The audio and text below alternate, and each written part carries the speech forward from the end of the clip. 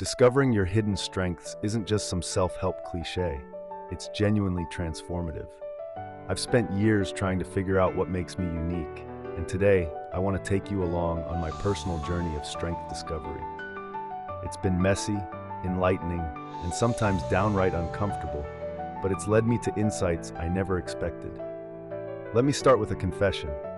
For most of my life, I was completely blind to my own strengths. I was that person who could easily list 20 weaknesses, but struggled to name 3 genuine strengths. Sound familiar? I'd bet many of you are nodding right now. We're conditioned to focus on fixing what's broken rather than amplifying what's working. The turning point came for me about 3 years ago. I was stuck in a job that drained me, in a relationship that wasn't serving either of us, and generally feeling like I was sleepwalking through life.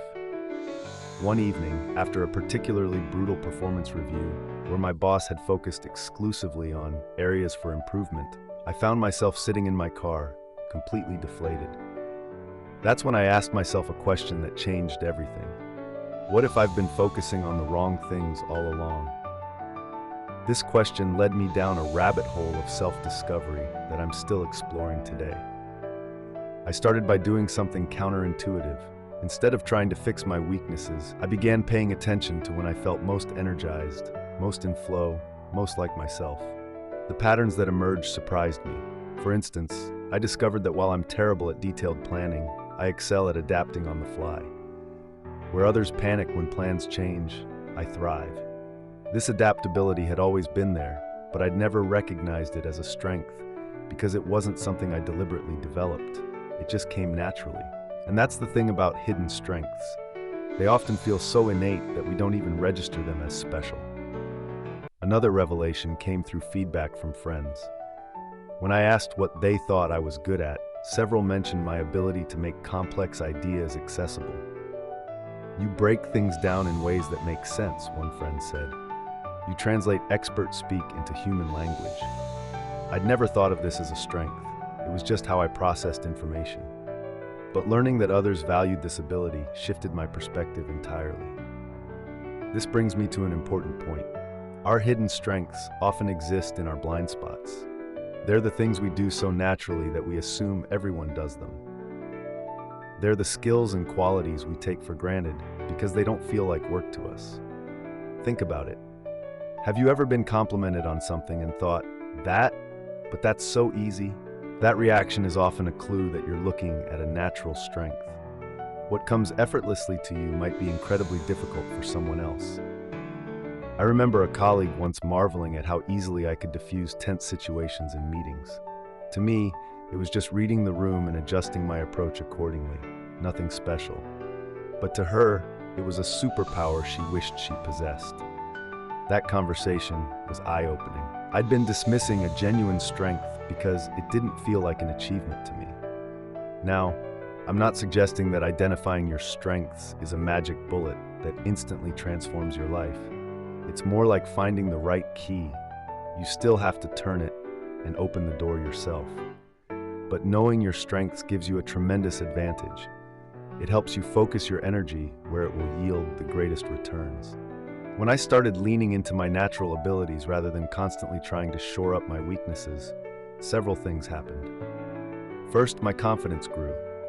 There's something incredibly affirming about acknowledging what you're genuinely good at. Second, I became more effective. By playing to my strengths, I could achieve better results with less effort. And third, I enjoyed my work more. When you're utilizing your natural talents, work feels less like work and more like flow. But here's where many people get stuck. How do you actually identify these hidden strengths? It's not always as straightforward as taking an online assessment, though those can certainly help. In my experience, uncovering your strengths requires a combination of self-reflection, external feedback, and practical experimentation. Let's start with self-reflection. One exercise that was particularly revealing for me was the energy audit. For 2 weeks, I tracked my activities and noted when I felt energized versus drained. The patterns were illuminating. I discovered that I was consistently energized by creative problem solving, teaching others, and synthesizing information from different domains. Conversely, I was drained by routine administrative tasks, extended small talk, and highly detailed analytical work. This energy mapping gave me important clues about my natural strengths. Activities that energize you often align with your innate talents. They're the things you could do for hours without noticing the time passing. For me, that included breaking down complex topics into digestible pieces, something I'd always done but never recognized as valuable. External feedback is another crucial source of insight. We all have blind spots, and sometimes others can see our strengths more clearly than we can ourselves. But here's the key. Don't just ask, "What am I good at?" That question often elicits generic compliments. Instead, try more specific questions like, "When have you seen me at my best?" "What do you think I do better than most people?" "What do you come to me for help with?" These questions can yield more concrete, useful feedback. When I asked these questions, I learned that people valued my ability to see connections between seemingly unrelated ideas, my skill at explaining difficult concepts, and my knack for asking clarifying questions that cut to the heart of an issue.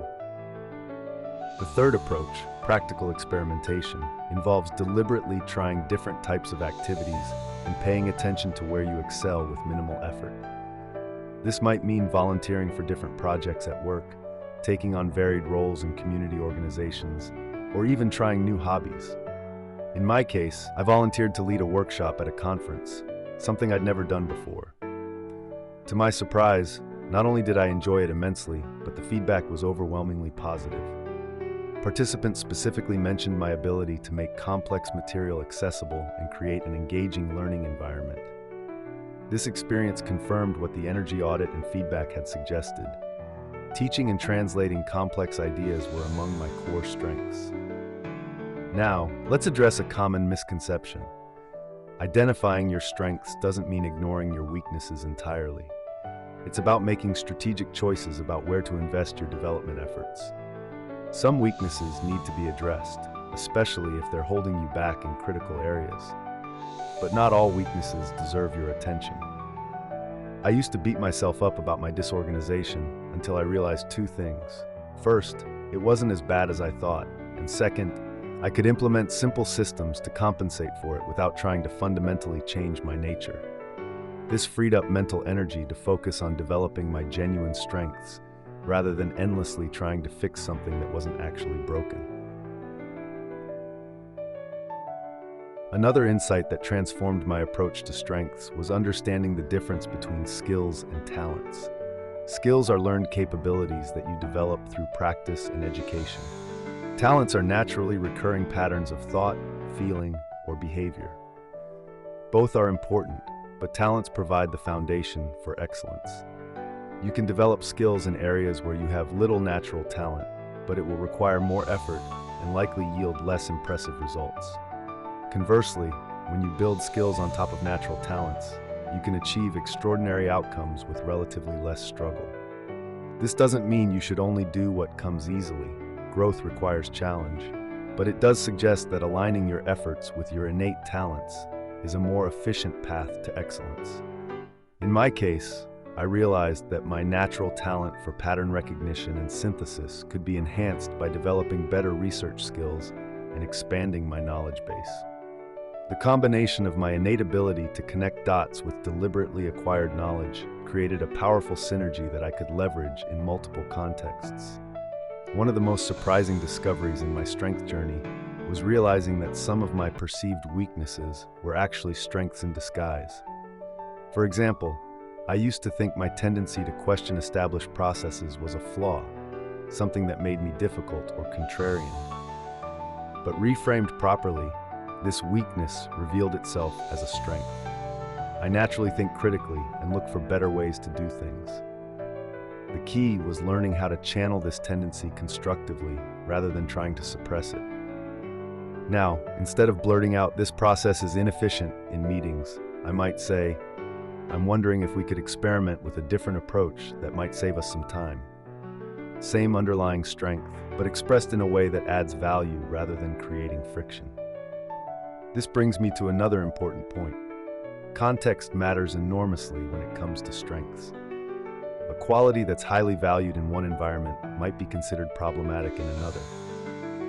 My questioning nature was seen as disruptive in a highly traditional organization, but was later prized in a startup environment that valued innovation and improvement. Finding the right context for your strengths can be as important as identifying the strengths themselves. Sometimes what you need isn't to change yourself, but to change your environment to one that values what you naturally bring to the table. As I've continued this strength discovery journey, I've noticed that my definition of success has evolved. Previously, I measured success by conventional metrics: promotions, salary increases, recognition from authority figures. Now, I define success more in terms of alignment. Am I using my core strengths regularly? Does my work energize rather than deplete me? Am I making a contribution that feels meaningful? This shift has been liberating. Instead of chasing external validation, I'm focused on creating a life and career that leverage what I do best. The irony is that this internal focus has actually led to more external success, but it's come as a byproduct rather than the primary goal. I've also learned that strength development is an ongoing process, not a one-time discovery. As you grow and change, new strengths may emerge or become relevant. Strengths that served you well in one phase of life might take a back seat in another. Staying curious about your evolving capabilities is key to continued growth. For instance, I recently discovered a strength I never knew I had: the ability to remain calm and focused during crisis situations. This became apparent during a particularly chaotic project where deadlines were shifting, stakeholders were panicking, and resources were scarce. While others became increasingly stressed, I found myself becoming more centered and clear-headed. This wasn't a strength I'd identified in my initial exploration, but it emerged when circumstances called for it. This experience taught me that some strengths only reveal themselves under specific conditions. They're like specialized tools in your toolkit that you might not need often, but when you do, they're invaluable. So where am I now in this journey? I'd say I'm more aware of my strengths than ever before, but I'm still discovering new dimensions of them. I've learned to trust my natural inclinations more and to be more strategic about where I invest my energy. I've stopped trying to be good at everything and instead focus on being excellent at what I do naturally well. The results have been transformative. I'm more effective in my work, more satisfied with my contributions, and more confident in my unique value. I've moved into roles that better align with my strengths, and I've developed systems to manage the areas where I'm less naturally skilled. But perhaps the most significant change has been internal.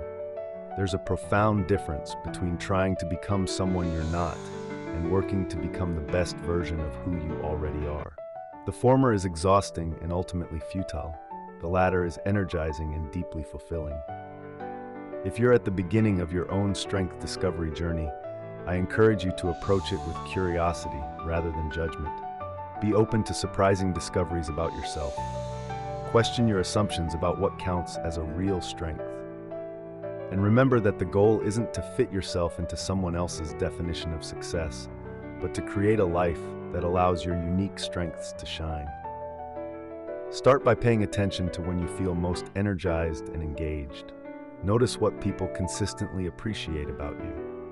Experiment with different types of activities and observe where you excel with relative ease. And perhaps most importantly, be willing to reframe your perceived weaknesses. Many of them may be strengths in disguise, waiting to be properly understood and applied.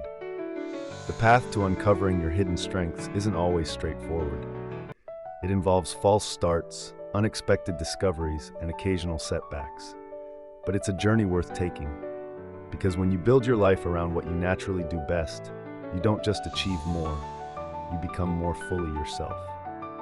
And that, I believe, is the true secret to success. Not trying to be someone else's version of excellent, but becoming the most authentic, effective version of who you already are. It's about recognizing that your unique combination of strengths isn't a happy accident.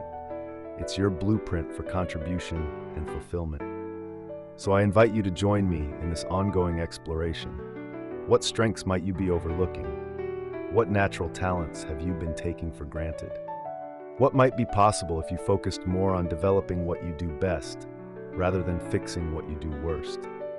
The answers to these questions could transform not just how you work, but how you live. They certainly have for me. And while I don't claim to have all the answers, I can tell you this with certainty. The journey of strength discovery is one of the most worthwhile adventures you can undertake. It leads not just to greater success, however you define it, but to a deeper understanding of who you are and what you're here to contribute. Thank you for joining me on this exploration today.